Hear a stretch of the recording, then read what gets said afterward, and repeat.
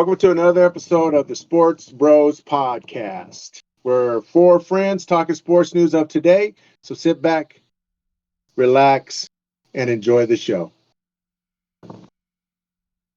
So today, guys, I figured we start off with the NBA because we are in the finals. I'm going to throw it to Ephraim, and he can give us his overview of the first two games, and then maybe tell us who he thinks is going to win the series. Well, thank you, Alan, and hey, good morning, guys. Man, what a way to start this NBA Finals. Game one, of course. I thought Miami was going to win game one. I told everybody I thought Miami was going to go in there because of the rust of the Nuggets and go in at least still won game one, and then the Nuggets come back and win 4 games. I've been telling everybody that I'm around that this Miami team reminds me of the 2001 Philadelphia Sixers team, the one with Allen Iverson. Jimmy Butler's trying to carry his team just like Allen Iverson did, and he's carrying them all the way to the finals and trying to win some games. But I just think Denver is too overwhelming, too big, way too big. First game, of course, way too big. Miami couldn't score a 3-pointer if their life depended on it. And Denver just took advantage of that and dominated and made sure Miami didn't get in between eight points or less. And, just dominated like they had to. Aaron Gordon shut down Jimmy. And you just seen these guys play like everybody was expecting them to play. Not me, but everybody else. I've counted out Denver a lot this season, but they have proven to me that they are NBA championship team. Now, coming to game two, Miami did their adjustments. Miami was scoring the 3-pointers. I think that I watched the game. First half, Miami was draining first quarter. Miami was draining their threes. Second and third quarter, Denver made their adjustments, came back, had a 15-point lead. And fourth quarter, Miami made threes, but there was some calls out there that people were talking about that were bad. I feel like when was it? What quarter? I feel like it was in the fourth quarter. Okay. That a lot of calls were going against the Nuggets. Not during the whole game. I just feel like the fourth quarter. I seen the stats. The stats. I know a lot of people go on stats because they don't watch the game and stuff like that. But you had to really watch the fourth quarter to notice. Yeah, Miami did outscore them in the fourth quarter, 36-25, 11 points, and then their 3-point percentage was at 60%, I believe, for Miami the whole game. Or that was the whole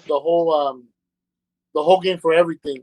But to win for Denver still to keep them, they were down by 9 with I think 3 minutes left or 2 minutes left, and for Denver not to give up and still bring that game into the last seconds. Hey, that shot was good that Murray took. I give him that shot. That he got away from Butler. It was a type of shot that he likes taking. But like I said, 1-1. It's 1-1 now. I give the Heat also their benefit of the doubt because the Heat played a good game, shot like they had to, but I just don't see the Heat winning any more games after this. This is me saying that. I still say Nuggets in 5. I say that Denver makes the adjustments like they're supposed to. Go to Miami, win 2, and then come back and win it out in Denver. But that's my opinion. Go ahead, KJ. I would like to pass it to you. I'm going to be 100% honest. Yesterday, I was helping move couches again and stuff. So I didn't even get to watch the game until the last, 4 or 5 minutes. Yeah, I can't really speak on game 2. Game 1 was terrible from Caleb Martin and Max Strus. Like I said, there was 2 things that really confused me. One, once you saw Caleb Martin, 2 reasons why we lost. Once you saw Caleb Martin was not scoring, I don't know why you didn't put Kevin Love in there. Like you saw, he obviously wasn't too hurt. He could have played and at least set the tone defensively because what? Out of their first 22 points, Aaron Gordon had 12 of them. And this game, I don't know how much he had. I'm trying to pull up the game from yesterday. He had 12 points. Yeah, he had 12 points total this game versus 12 points in the first quarter. But the difference was for that is that they started.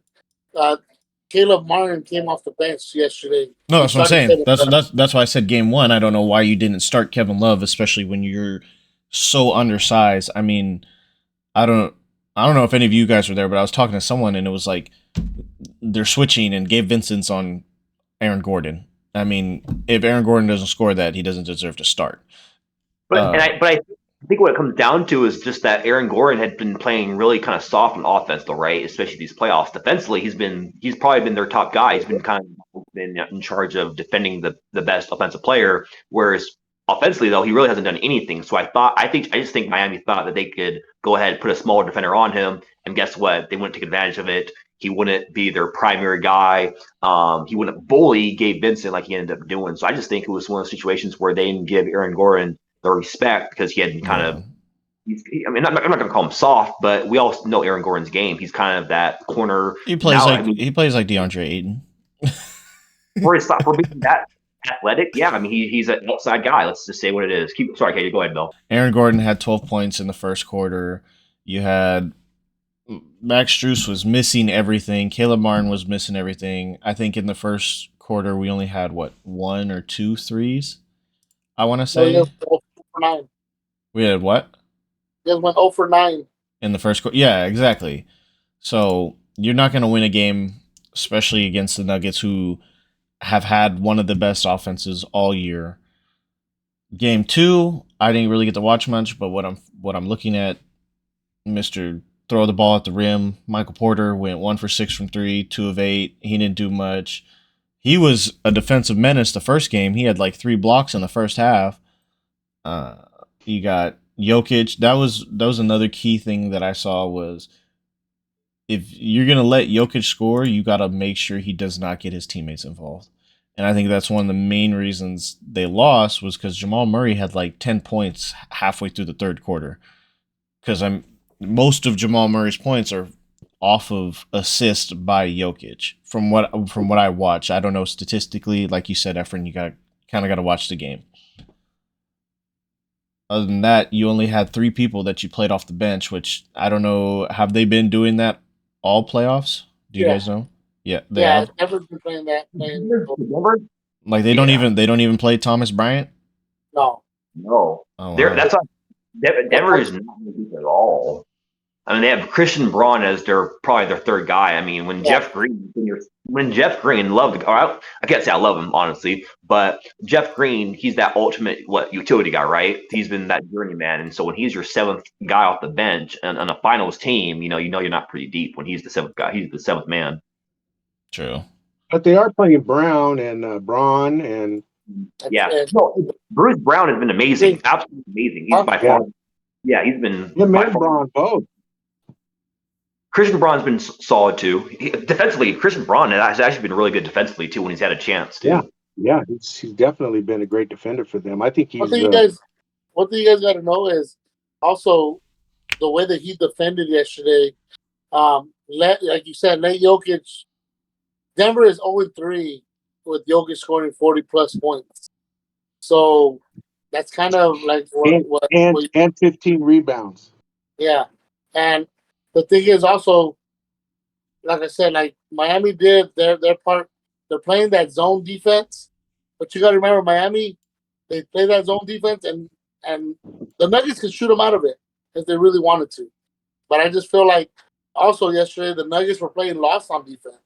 Like they were closing out far. Like one guy would get open by himself, and you see one guy running from the top of the key trying to get to the corner to block a shot. You know, and Miami has too much good shooters for them to do that. So that's another reason I think that Miami did good. They when they were looking for those loose balls and they were getting them, they were finding their guys wide open where they were supposed to be at, and Denver was right in the middle, like trying to rebound, but couldn't get that loose ball. Go ahead, KJ. Were you done? I was just gonna say one more thing, and it was from game one. I've seen this dude's name on this jersey for about 2 years now. I'm trying to see if he was drafted or not. But Haywood Highsmith really showed up last game one, especially defensively. Yeah, he poked a ball off of, or no, that was game 7. I remember he poked the ball off of Jason Tatum, got an early dunk, and then he got another steal where he passed it to Gabe, and then they passed it right back. He's very energetic off the bench. Like, that was kind of what kept us within like 10 to 15 in game one, was instead of getting blown out off the court in the first half, him coming in and he kind of sparked it up a little bit. We just couldn't. I mean, we got it down. I think we got a lead at one point in game one, right? No. We cut it down to 6. We cut it down to 6, and then everything just went down from there. But I want to see him play some more in this series, especially on if you're going to have Jimmy guarding Michael Porter. Put Haywood Highsmith in a little bit to get Gabe and Max Strus some rest, and Kyle Lowry on Jamal Murray. I feel like you guys can't give that much rest to those players, KJ, because that the thing with the Nuggets is when they go on a run, They're hitting threes from everywhere. You've seen it yesterday. They were down 9, and then got a 10-point lead in less than 3 minutes. They did. In the second half when they were down, like they could turn it up whenever they want.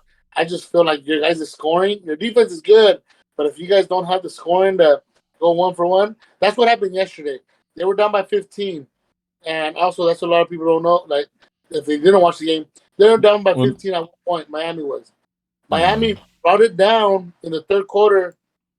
Right by halftime, brought it down to 6 points, and then when the second half started, they hit a 3, so it brought it down by 2 points. From the second half on, the Heat did not relinquish a 10-point. They couldn't get past. They weren't down more than 10 points. They were not down more than 10 points. The Heat? And the Heat were not down by the. Okay. The thing is, you couldn't pull away. The Nuggets could not pull away. They tried, but they couldn't buzz because Strus and Vincent were hitting threes. They were getting open, hitting threes. Caleb Martin came in, hit some threes. Duncan Robinson came in the fourth quarter, got his 10 points, but hit some good threes and drove to the basket. And a lot of people that were watching the game were like, that's when they were making the little runs here and there. That's why I said the Nuggets messed up at the end too, because their defense was lost. Like, if you watch the last couple, you had guys wide open hitting threes, and you're like, what the heck is going on here? This is not the Nuggets that you've seen all year. But like I said, I'm not giving nothing part to the Heat not playing good. But the thing is, do you guys believe?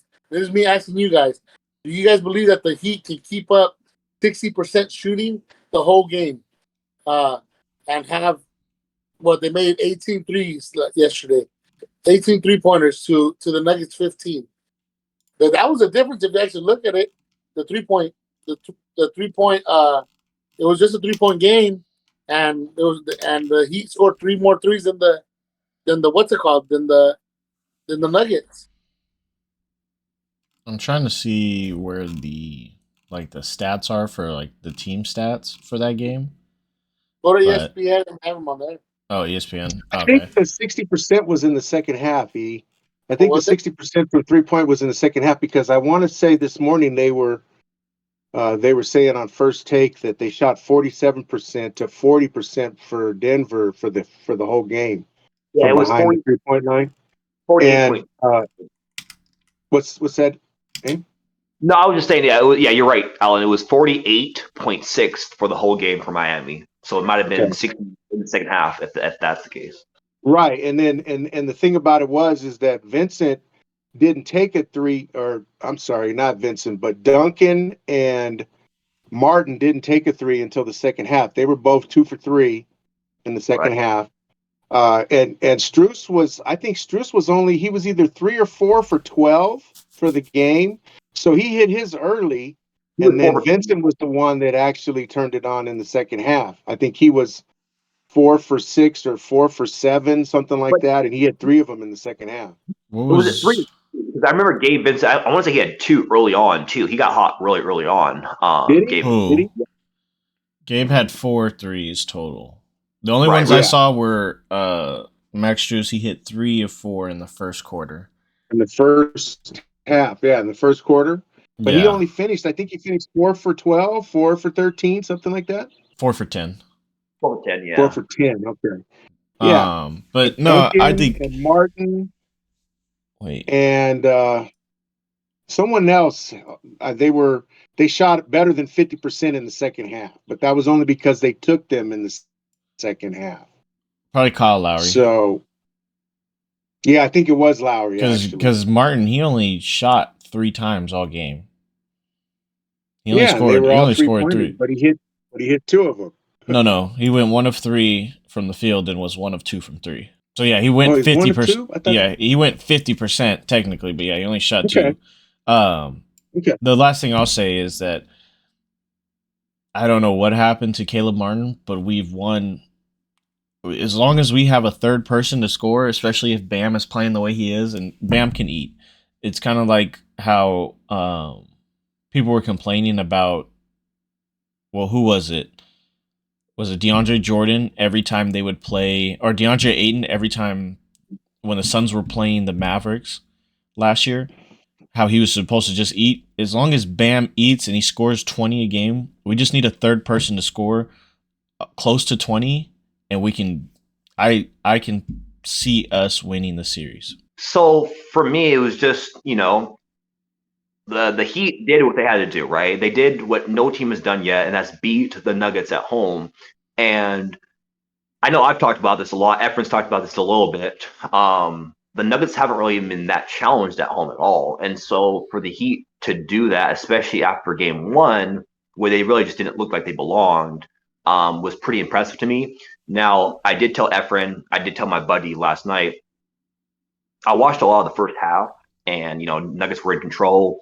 I did see the Heat, right away. They were hitting some jump shots. Max Strus, Vincent, like I said, they were hitting some early jump shots, going well. And then to KJ's point, they changed things around, and they ended up putting Kevin Love in the starting lineup, and so the Nuggets couldn't take advantage of the size like they had in game 1. And so for me, it's just a situation where it really is a role player. The Heat have shown us more than any team recently, when you have really good role players who trust themselves and you have a coaching staff that trusts the players, it shows you how unique the Heat is, because they don't need Jimmy Butler constantly going for even 30, right? I mean, we've seen Jimmy. How many times has Jimmy not even been how many times has Jimmy not even been the leading scorer on the Heat's team, and that shows their depth, their shooting, right? The shooting really is the key. And like Efren said, the shooting was key this last game. I mean, when you shoot almost 50% from 3, you're going to always be in games, as long as you're taking care of the rock, and so when you're shooting 50%, that gets them in it. And then from what I hear, going flash forward into the second half, it was. I know the Nuggets were up by 6, and then going into the fourth quarter, I didn't see the fourth quarter until like last 2 minutes. And so, to Efren's point, and to my buddy's point, who knows this stuff too, I know from what I hear, the Nuggets had a few calls that went against them. So Efren, if you want to jump in there and specifically talk about certain calls, that's cool. Otherwise, though, I know also going into game 2, the big thing was, hey, Heat, you guys have to be way more aggressive. You guys were settling for way too many jump shots in game 1. You had just traveled. You just had a long series. You just traveled to Denver afterwards. You're still getting used to the altitude. And so it makes sense why maybe their legs were tired. They were missing a lot of shots. And so it does seem like game two, they definitely drove a little bit more. Yeah, they hit some shots, but when you're driving, now players are having to help and commit. And now you have those guys who are open in the corner. You have those guys who are open in the wing to make those shots, right? So I just think it was a situation where at the end of the day, the Heat made jump shots that they needed to do. And I remember telling our buddy Isaac, like I'm more afraid of the Heat's role players than the Nuggets. And I know Isaac, he's a Nugget fan. He definitely was high on his role players as well, and he should be. But, we've just seen these undrafted guys all playoffs.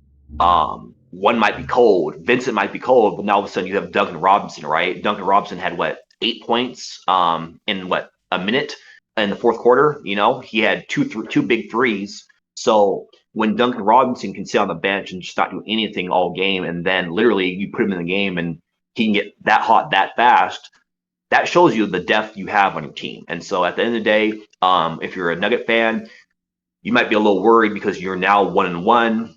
First time you're even as far as 1-1. I know the Suns were even at home, but they were never even the first two games. So now you're Denver, you have to go all the way to Miami. And it's different. You're maybe not going to get all the calls like you would at Denver. So it's a ball game. It's a series. I know I've been picking the Nuggets the whole way through. I'm still confident. No question. I don't see what Efren sees as far as the Nuggets sweeping them the rest of the way. I do see Miami winning at least one game, these next two games at home. But ultimately, I do think the Nuggets easily have the capability of winning one on the road and then, of course, taking care of business game 5. And then, of course, whether it's game 6 or game 7, I still see the Nuggets winning out. So that's all I got to say. So the reason you say what I see is I feel like the Nuggets shouldn't have lost yesterday either. If you think about it, I don't believe that the Nuggets should have lost yesterday's game. Yesterday's game came down to the fourth quarter. When have you guys ever seen the Nuggets this year really blow a 15-point lead or a 10-point lead coming down to the end? Not at home, that's for sure. That's for damn sure. That's what I'm saying. So and you guys see the Nuggets, they're not how everybody says it on TV right now. The Nuggets are not what's that word? The Nuggets are not playing with their food. They're there to finish them off. Like yesterday, like I said, there was some bad calls at the end, I believe, on Jokic that shouldn't have been called. Like that was on a drive that I don't know if they called traveling on Jokic. There was a foul called on Jokic on Bam. I know Bam's trying to attack, but he did that the whole first game, and like I said, I just don't get it. But like I said, that's why I see. No offense to Miami, I just don't think they can keep up the shooting like they have even at home. I just feel like Denver's the way superior team, and I think they get it done. They found out, hey, we gave up one early, like they did a Phoenix.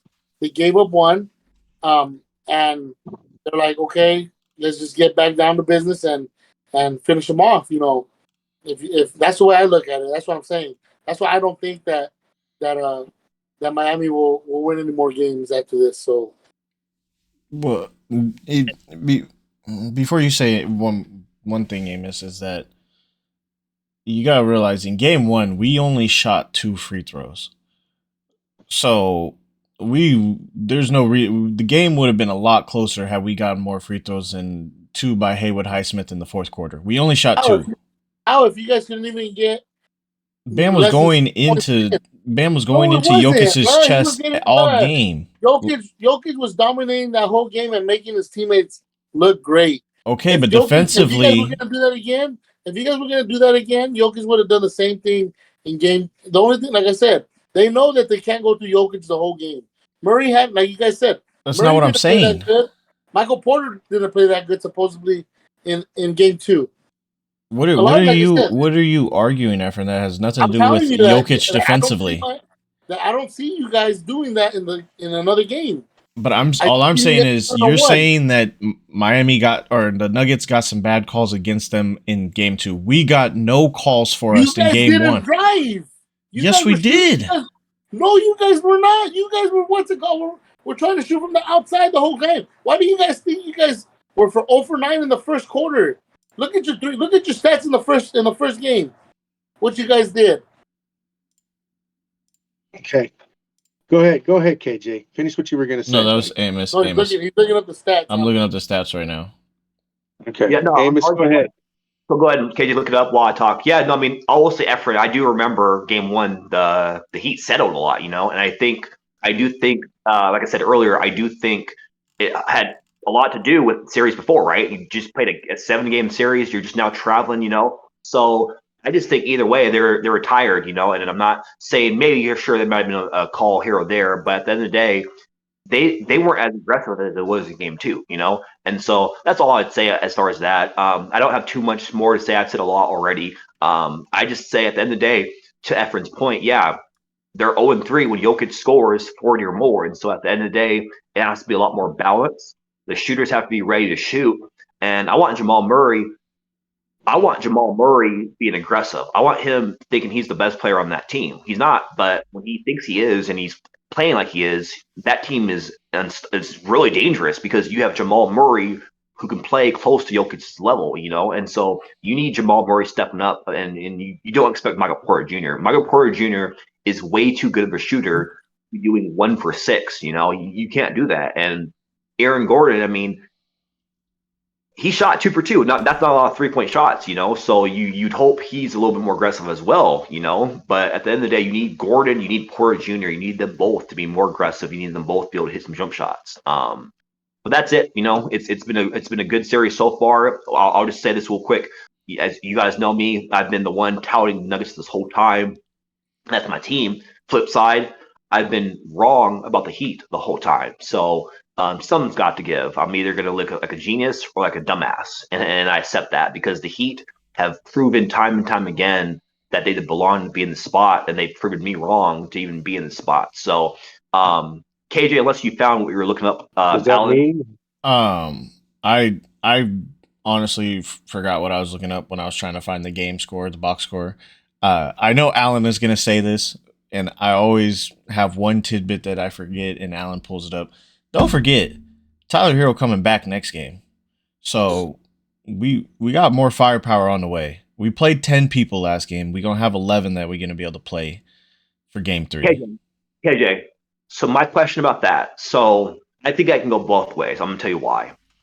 On one end, you're bringing back Tyler Hero, who better than all of us. He's been the Heat's second best player at points. He's been the Heat's third best player. He's been the Heat's second best scorer. He's been number one. Third best. Number one half the time. So either way, though, that's the positives. The negatives are with him being out, you allowed all these other undrafted guys to really step up in their shoes, and his shoes, and really go off. And so it also messes up. It can also mess up chemistry. That's the negative. So we don't know until we see it. So my question for you, KJ, is if Hero is playing, whose game time does he dip into? Caleb Martin. And that's the thing. He's having a tough time this series.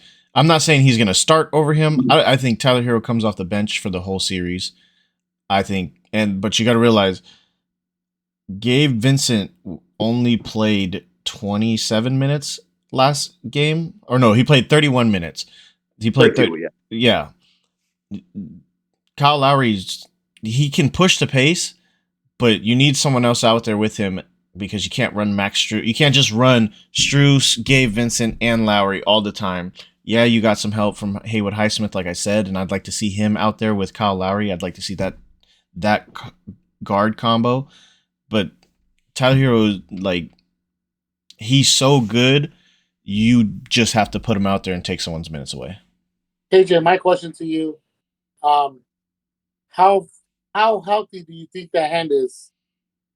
I think it'll be good because they said 4 to 6 weeks, and it's been about 5, I want to say, since since game 1.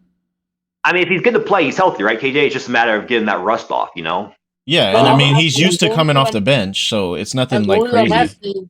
The only reason I'm asking is you got defensive players out there that know that hand is still messed up, and it was broken. you've broken a bone before. Everybody. I believe everybody here's broken a bone before, right? I have. Oh yeah. If you have, sometimes you come back very timid, very like, is this guy gonna hit my hand? Is this guy? I know how talented, and I know they're professional athletes, but I believe that's everybody on their first game. Like, and a lot of people are gonna be trying to go swipe for that hand.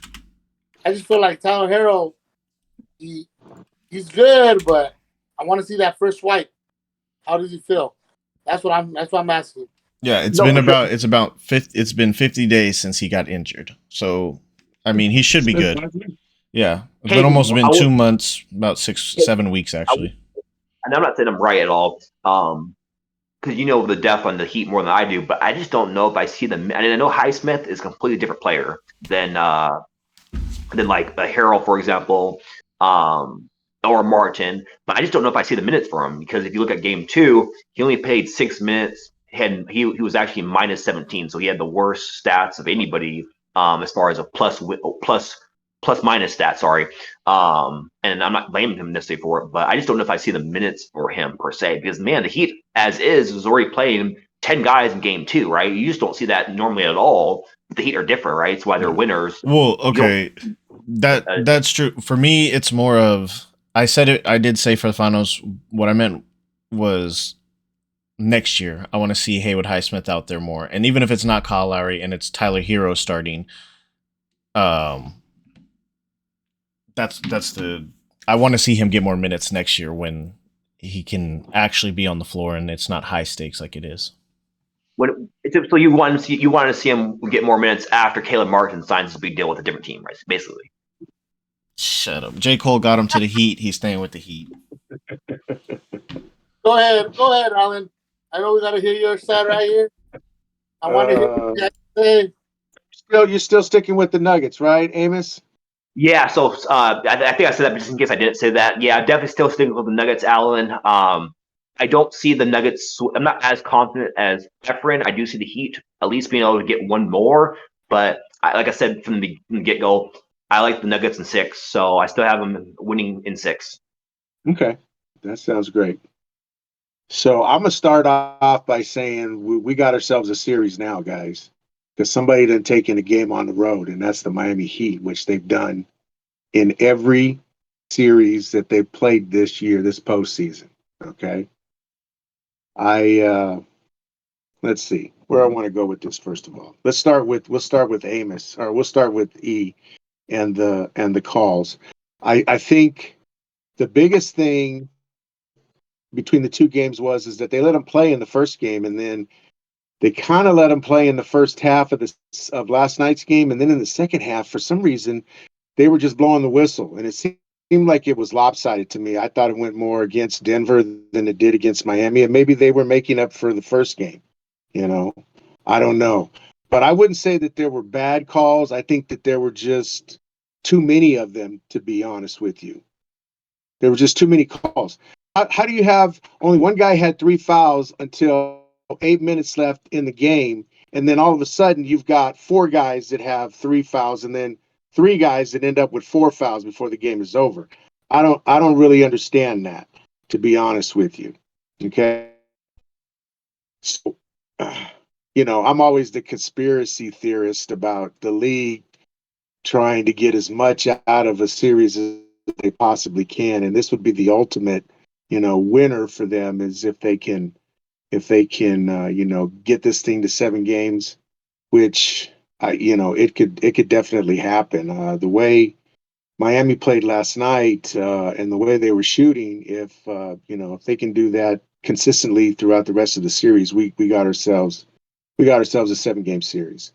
All right. So next, I'll go to KJ, because he is the Miami Heat fan. And I'm a believer. It took me a while to jump on this bandwagon, but I think the last series, mostly because I didn't want Boston to win, I picked Miami. Now they've made me a believer, and I will say this: I think that Erik Spoelstra is he's been there so many times. He knows what he's doing. He knows how to get guys to do what he needs them to do. He knows how to play players that are have a hot hand or doing something defensively. Here's the big thing for me with Miami, and I said this before the Boston series is that Bam had to show up, and Bam has showed up in 2 games. He's been, in my opinion, he's been the most consistent Miami Heat in the finals. He's played defense really well, even though in that first game, Joker made him look a little bad, but he's done that to everybody that he's played against in the postseason the last 3 years. So, but he's in the face. He's getting boards. He's helping out. He's getting he's screening and blocking, and he's doing everything that he has to do to make this team successful. And I think Jimmy said it the best after game 1 is that we don't care. We don't care who is in front of us. We don't care what the experts say. We believe in who we are and what we can do on the court. And that's exactly what Bam is doing. And I think that's a big deal. Secondly, for KJ is I think you're right. If they have a third player that can score 15 to 20 points a game, they're going to be in every game, in every situation that's put in front of them. My thing is what they've shown, and I think this has a lot to say about Spoelstra is that he can put 3 and sometimes 4 guys on the court that can give you that 20, 22, 23 points a game to make up for those 3, that third scorer. And that's what happened last night is that they had guys, even though Vincent, what did he end up with at the end of the game? 23. He had 20. He had the highest score on the team. He was high scorer. Yep. See, and what did Jimmy end up with? Jimmy had 21. He had 21. He had 21. And who was the third leading scorer last Bam night had 21. Bam had 21. See, and I didn't even think I figured he had like 15, but I know that he was everywhere. He was all over the court. Yeah. He was doing his thing. But the biggest difference in last night's game is that they put a body on Jokic, and that was Kevin Love. Kevin Love showed up last night for them. And I think that was the biggest difference because, I'll tell you what, Joker had the quietest 40-point game that I've ever seen. I didn't even think until I was looking at the stats going, he had 40 points? And then this morning they were talking about. Oh, sorry, go ahead. I was just going to say, this is what I said at the beginning of the series was you saw how well they played when they had AD, their best defender, off of Jokic and had Rui, someone who was big enough to guard him, on him. That's what I said they should do. They should have Bam lurk and put someone big body, and the only big body we really have is Kevin Love. Put him on Jokic because Jokic is not fast at all. So Kevin Love's old, but he's still mobile. He could keep up with Jokic. And they're the same type of player. Other than they're carbon copies of each other. They both can shoot the 3. They both can, shoot the mid range. They have moves in the key. And they're both big bodies. And I think that's about the only thing that Kevin Love can do nowadays is actually, show up and be a defender, be a presence on the defensive end of a game. He's not the guy that I remember seeing at Lake Oswego when he was in high school that averaged 30. I think he averaged 37 points a game one year and literally took those teams to state championships by himself. And he, and he did the same thing at UCLA, but he's not that player anymore. So, all credit goes to Spoelstra, in my opinion. He's pulled the right string. He's made the right calls, and there's nothing that that can compensate for that on any other, on the opposite side of the whole thing. And this is my going towards Amos. I think Malone really had a hiccup last night. He made a couple of big time mistakes, in my opinion. And I was going to bring this up last week, but I I decided to hold off until they actually had played a game, because they hadn't played in what, like 7 or 8 days 9 days. when we last broadcast. Yeah. Oh well, So 9 days since the first since game. yeah. Okay. So I think it was like six days that they hadn't played a game. So I wasn't going to say anything, but here's my thing about Malone.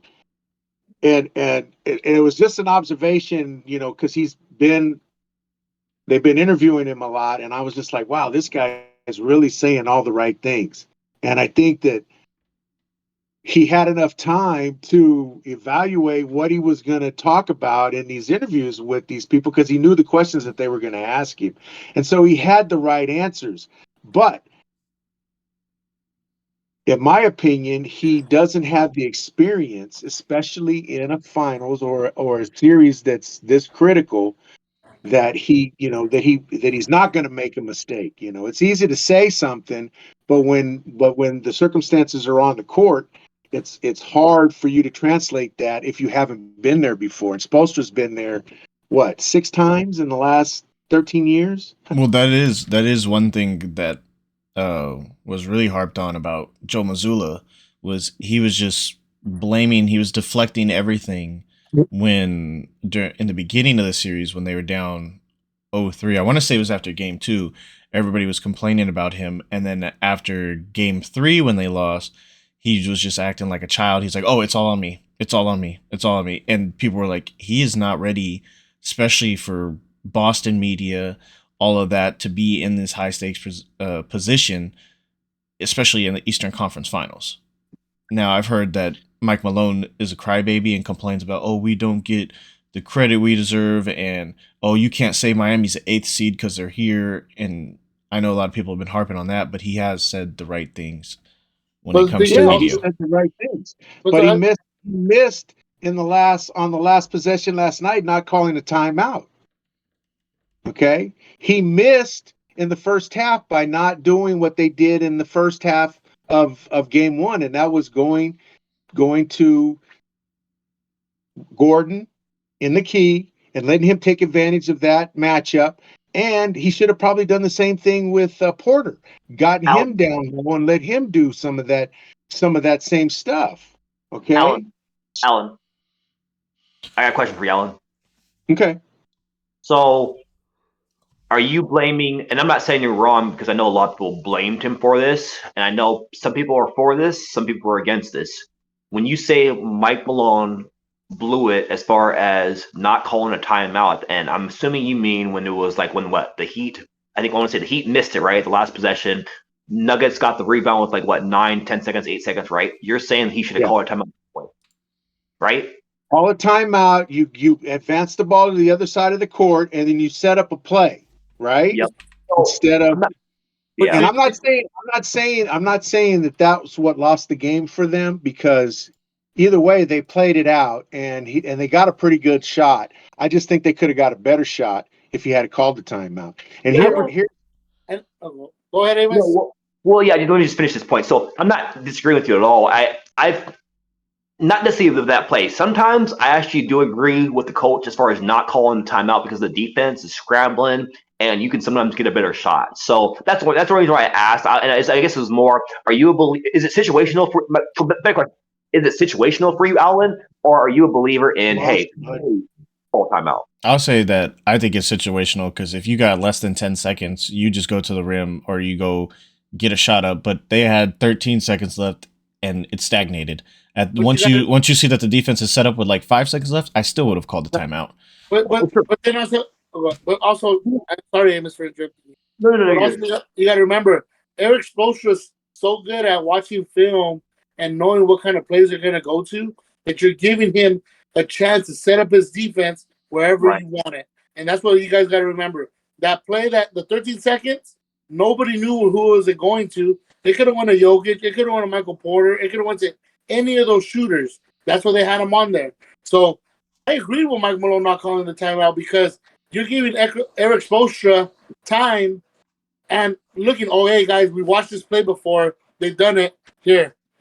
You understand? You're playing at home. Well, and the other thing was an opportunity to get movement on the offensive side if you call the timeout and you set up a play, you got an opportunity to create some movement and some screens. Okay. Here's my thing is okay. So they get the ball to Jamal. He dribbles down and he goes to like he's going to take it to the key, and then he backs it up behind the 3-point line and takes a shot. They're down by 3. No, he didn't. He drove. He went to the middle. He went to the middle, but he never went within 5 feet of the 3-point line. He crossed the 3-point line and then I'm went watching back. I'm watching it right. No, that was the Jimmy one before that when he hit the 3. No, that was the I'm last watching play, it right wasn't now. it? He drives down on the left side. hand. He goes left, then he comes over a Jokic Right. screen, Did damn he near go at the past- logo. Did he go inside the 3-point line, KJ? No. That's all I'm saying. No. He didn't go down, but then he backs it back out and he takes this jump shot when they could have called the timeout. No, like set I up said, a play where they got some movement, got some screens, and possibly got somebody open, but they didn't do that. no, and they here's like my I said, thing they is- should have called a timeout once Miami Once got he set up. got the ball past there was a bunch of guys standing around and he didn't see what he was going to do. Instead of coming to his aid and trying to get weren't doing that. And I blame that on the coach. And here's another thing that I blame on the coach is how do you let a 15-point lead slip away as quickly as he let that lead slip away? The only It's because he hasn't been in those situations. He should have called the timeout, settle the team down. Listen, guys, hey, they're going to make their runs at us, but we got to stand strong. We got to do what we've been doing. I just think that the whole offensive scheme of things for them was completely different than it was in the first game. Now, here is something that I will say, okay, and I'm sure that I'm going to get some slack about this, but Miami had 3 days to recover, and that was the reason why they were so sloppy in the first game, is because they were tired. They just played a 7-game series. well, and they didn't only have to got fly 2 this games time. off. 2 days off. Then they got 3 days to get acclimated, even though they're probably not completely acclimated, but they had a chance to rest and prepare better for game 2. The last thing I'll say about it was the only way I can see, and this is like you said, not being in that type of moment very often kind of play is they got 2 timeouts, but I remember during the game they said, is Miami going to foul? Because they were in the bonus, they only shoot 2 free throws. If you're Mike Malone, I'm just speculating, if you're expecting to get fouled, then you call a timeout, and then if you can't get the ball inbound, you have a second one, or if you hit both free throws and you need to foul, then you have another timeout to advance it because they were expecting the foul. Whereas if you call that timeout, then you inbound it. If you can't get the inbound, you can't call timeout at all.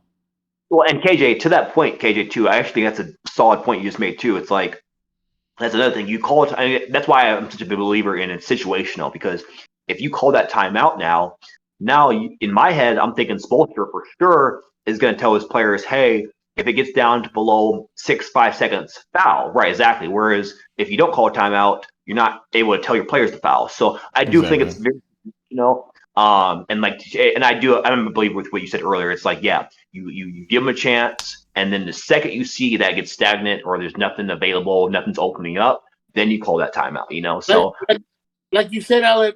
Sorry, Davis. No, you're good. Stop saying sorry. People want to see us fight. Like you said, Alan. The coaching goes why it does a big role. A lot of these players that are playing right now, how many have the NBA Finals experience from all these NBA players?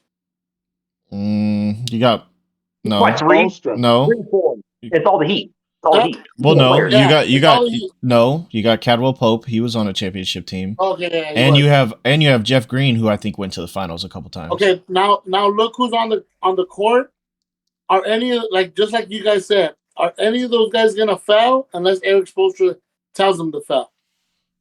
I mean, I think Jimmy would have the green light if he wanted to, because he kind of backed him up towards half court, where Jamal Murray can't just throw up a shot and get 3 free throws. He's only getting 2. If you actually look at that shot that he took, no. Shot that he takes I'm saying when Jimmy tipped the ball and he backed up, like Alan said, he retreated, then you can foul, because there's no hope that he's gonna just just fling the ball Yeah. over his head. You don't have to worry about there being a 3-point play foul. Whereas on the step back, Jimmy kind of has to just put his hand up a little bit and stay a little bit back so he doesn't get that foul call. Yep. But I think Okay. it's been about 50 minutes. I think it's time I mean, to move those on. are great points, guys. Those are great points. I just think Malone, he made all the wrong decisions, in my opinion. They should have never given up that big lead that they had, and and that's just my opinion. If he had been in that situation before, he probably would have done some things differently. True. And you can tell what experience does is because Spoelstra had his team ready for game 2, and Malone didn't. And that's kind of the bottom line for me. They weren't ready to play, and it showed from the very beginning because they were down 10-2 in the first quarter. So, Alan, do you completely blame Malone, or do you, to your point earlier, because you did say this, and it sounds like you and Efren are the ones that watched the full game.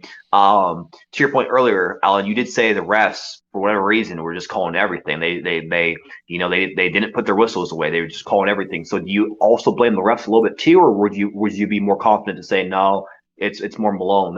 Would you say that's a cop out to blame the refs for blowing their whistles? I did say that I didn't think there were bad calls, Amos. All I said was it seemed like they were blowing the whistle a lot more in the fourth quarter than they did the rest of the whole game. So, like I said, I'm putting this loss on Malone. Bottom line, I just think that he could have done some things differently. I honestly would have called the timeout step play. I don't care if they foul me because you can call another timeout and set up another play off for the free throw, or hold on to it, try to make a stop, or you're probably going to have to foul on that end of the court anyway, and then see if they're going to hit free throws before you get the ball back. But I think that's logistically the right move. It's just that leaves no room for error. It leaves no room for error. You're probably right. You're probably right. It probably is the correct move to make. It probably is the correct move to make, but I think that when you haven't been in that situation, you got to do something differently. Okay? Now, if Spoelstra had done it, I probably wouldn't have said anything about it. But I think Malone needed to calm his team down. They haven't been there. Well, and Miami just went on that big run. Now you're hyped because you're coming on a run because Miami was up 12. Now it's a 3-point game. Exactly. Nerves are high. Exactly. So I think you got to do something. You got to do something. You got to even if it was calling a timeout when Miami had the ball. Yeah. I don't know. I just think that I personally I put it on him. I don't think that the referees were making any bad calls. It just seemed like they were blowing the whistle a lot in the last 8 minutes of the game. That's all I'm saying. Well, so I'll end with this right here. I'll say that I still think Denver's going to win it, but we got a series now. This thing could go 7 games. I really think that Miami is lived up to the hype, and they could, even though I don't think they're the best team on the court, they could definitely end up winning this thing. So I'm going to say 7 games, and I'm going to take Denver.